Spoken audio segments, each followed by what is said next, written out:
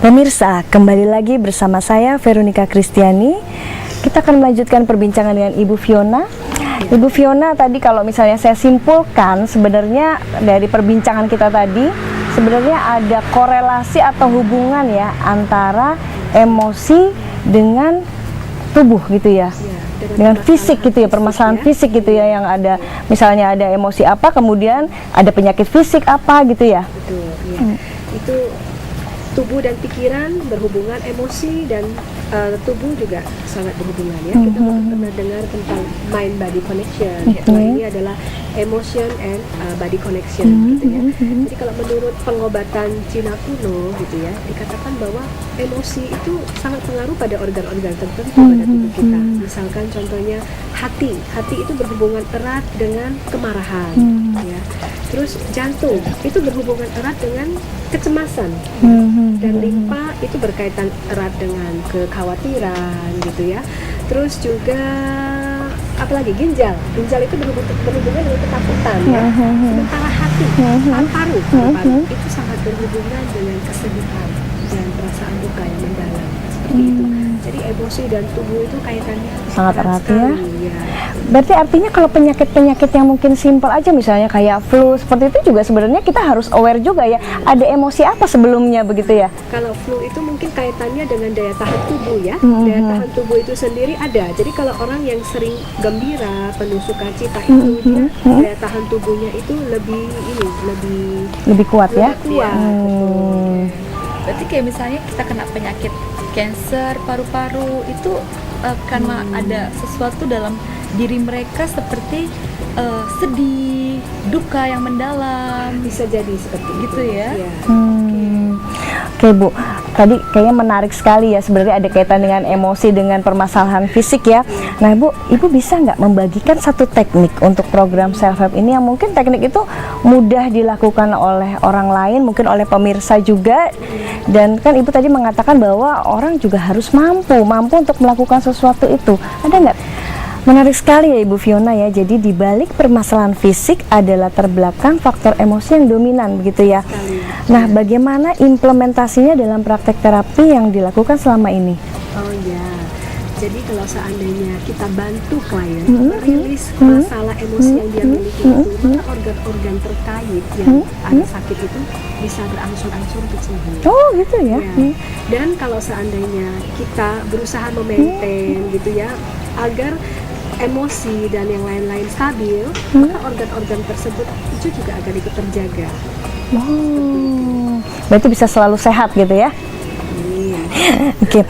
Nah, kan tadi menarik sekali ya, Ibu Fiona, bisa nggak membagikan satu teknik dalam terapi dalam program self help ini yang mungkin bisa membantu orang lain dan bisa membantu pemirsa juga di rumah? Kira-kira seperti apa yang nanti mudah diaplikasikan oleh orang lain? Boleh. Hanya karena waktunya singkat, kita sharingkan satu teknik yang simple saja ya, yang singkat gitu ya. Oke, saya ada satu teknik yang menarik.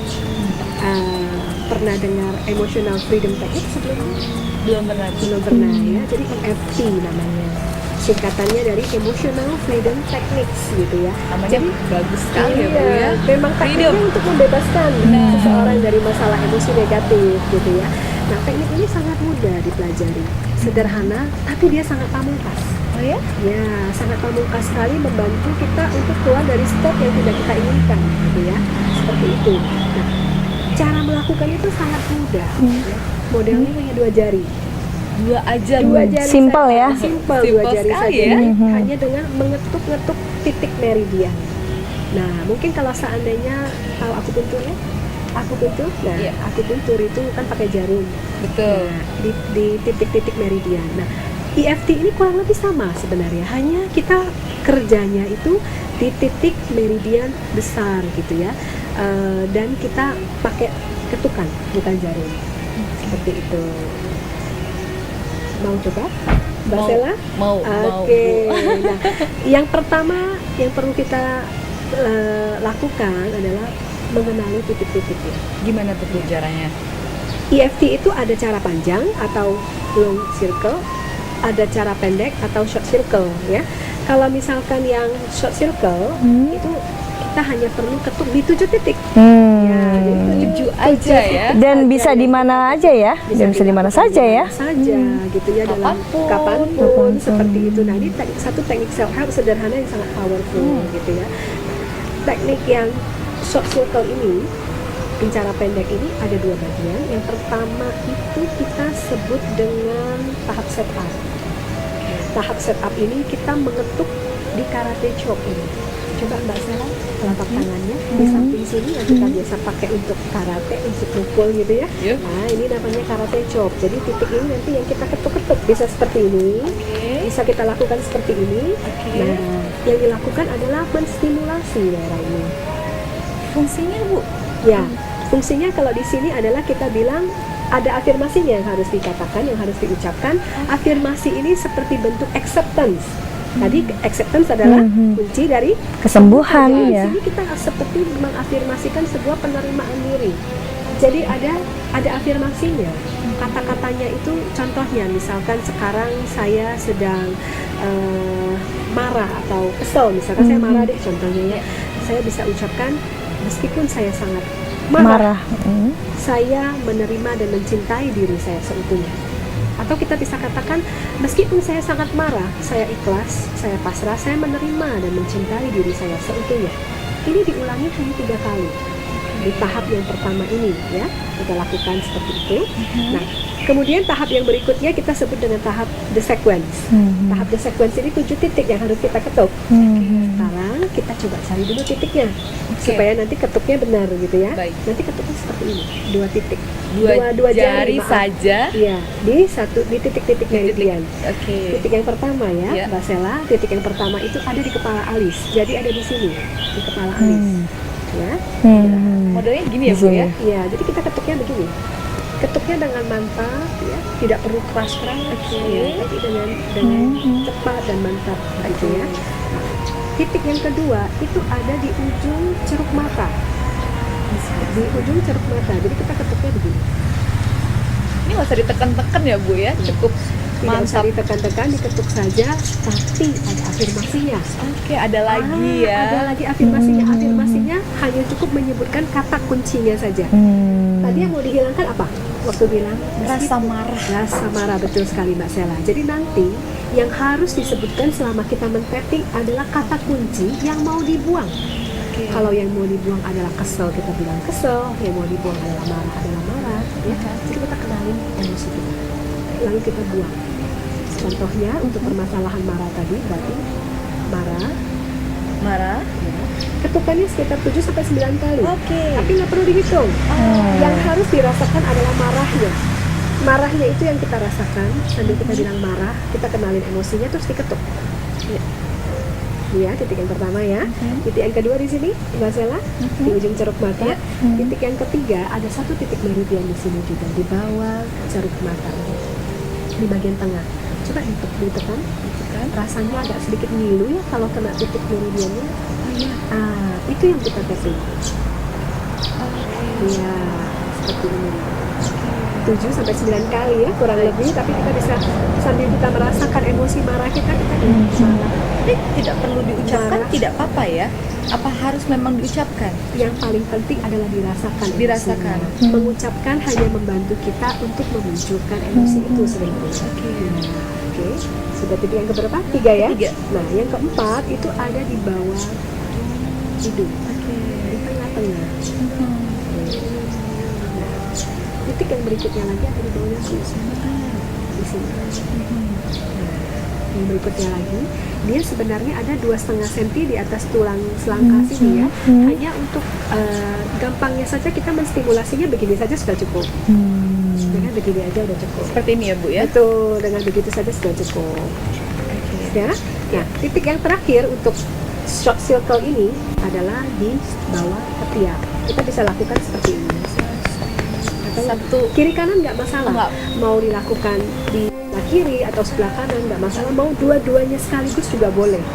Ya, kalau misalkan orang mau lakukan sebelah, karena umumnya kita tangannya bukan kidal ya, jadi kita lakukan dengan tangan kanan, jadi yang enak ditepi ya sebelah kanan juga. Iya. Gitu ya. Mau kiri kanan nggak ada masalah, sama saja. Sama saja Iya, ya? efektivitasnya juga sama. begitu ya. Nah, itu 7 titik yang perlu dikenali untuk short circle ini. Nah, mungkin pertanyaan yang muncul adalah, kapan sih saya pakai long circle, kapan saya pakai short circle? Nah, ya begitu mungkin ya. seperti itu ya. Ini ada long circle dan short Bedanya apa gitu ya? pakainya gitu ya. Nah, jadi kalau misalkan kita pakai yang short circle itu untuk masalah yang sehari-hari yang mudah-mudah. Saya merasa kecewa karena sesuatu, saya merasa kaget karena sesuatu gitu ya, biar pulih bisa dengan cepat. Atau saya disakitin hatinya, marah dan sebagainya gitu ya. Atau ketakutan kecil deh, mobilnya keserempet gitu ya, dan sebagainya gitu. Tapi kalau long circle itu untuk masalah yang lebih kompleks, dia bisa membantu masalah yang sudah puluhan tahun kita simpan. Ya, bisa kita sakit hati sama seseorang itu sudah 30 tahun, 40 tahun, itu juga bisa dalam 20 menit bisa hilang dengan teknik ini, yang long circle. Seperti itu. Kita punya fobia yang kita bawa dari kecil, takut kecoa, takut cicak, itu dengan cepat juga bisa kita rilis, ya. Seperti itu. Itu kapan kita pakai short circle dan long circle, seperti itu. Dan ini bisa untuk orang dewasa, anak kecil, Semua Semua bisa. bisa. Ya, hanya untuk anak-anak kita ada sedikit modifikasi ya, berbeda. Begitu saja. Wah, menarik sekali ya sepertinya EFT ini ya. Kalau boleh tahu manfaat dan kegunaan EFT itu apa sih Bu sebenarnya? Sangat luas sekali. Kristi. Jadi selain untuk masalah sehari-hari, seperti masalah fobia, trauma, insomnia dan lain-lain gitu ya yang sehari-hari, ini juga aplikasinya bisa dalam satu segmen khusus, satu program khusus ya. Contohnya misalkan weight loss program. Jadi Menarik orang sekali yang ya. langsing menurunkan berat badan gitu ya. Bisa. Dengan EFT ya. Jadi kalau khusus untuk menangani weight loss program ini, permasalahan itu kita bagi menjadi 3 fase gitu ya. Jadi the past, present, sama future gitu. Misalkan contohnya the past, kita tahu bahwa orang ini salah satu akar permasalahannya kenapa dia gemuk adalah karena dari kecil dia memandang makan atau acara makan itu adalah rewards. Ketika dia ngambek sama dibujukinnya pakai makanan gitu ya, anaknya nangis atau acara perayaannya selalu makan dan lain-lain, itu juga bisa menjadi akar masalah. Kita bisa selesaikan dari sana. Terus yang present yang dihadapi oleh masalah yang dihadapi oleh seorang yang sedang berdiet biasanya apa? Malas olahraga. Iya. Dia tahu sebenarnya dia perlu olahraga, tapi dia malas gitu ya, daftar gym paling datang seminggu sekali atau sebulan sekali. Atau nggak konsisten gitu ya? Nah, itu bisa kita pakai teknik tapping ini untuk membantu juga untuk konsistensinya dan keinginannya untuk ikut nge-gym itu gitu ya. Nah, terus juga menghindari makanan tertentu. Kalau kadang kalau udah ngeliat coklat, wah enak, atau misalnya daging dan sebagainya gitu ya. Gitu ya, gorengan. Tahu sebenarnya untuk diet perlu hindari itu ya. Tapi kan mau dan mampu adalah dua hal yang berbeda ya. Betul. lagi ya. Ya, jadi dengan teknik tapping ini bisa membantu supaya menjadi mampu. Pemirsa, menarik sekali tampaknya perbincangan kita dengan Ibu Fiona, dan saksikan setelah yang satu ini.